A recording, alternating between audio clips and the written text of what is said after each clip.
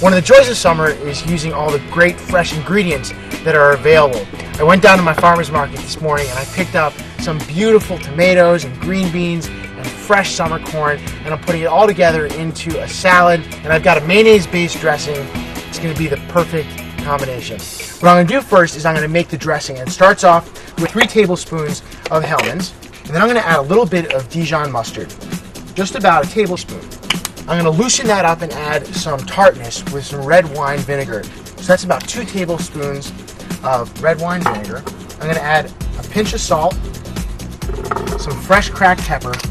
But one last thing I'm going to add to this is 1 clove of garlic. And all I'm going to do with the clove of garlic is smash it like that.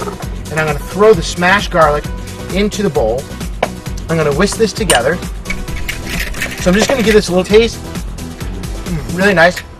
It's going to go great with all the veggies. Speaking of which, I've got to get my tomatoes cut up and then I can start putting the salad together. I've got this nice big heirloom tomato. So I'm just going to cut the tomatoes up into rough chunks here. I want a yellow tomato in there too, and some green tomatoes just for some color. And cut those up as well. And this is a rustic salad because I'm not being really precise in the way I cut it up. It's going to have all different kinds of textures, and it makes sense because it's just farm fresh ingredients.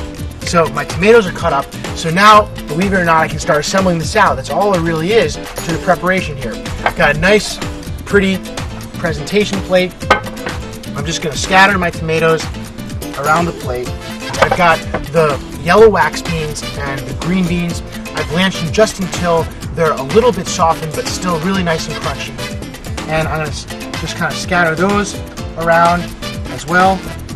And then my fresh corn, I just boiled it for about 7 minutes. I let it cool, I cut off the kernels, and then the kernels go right on top.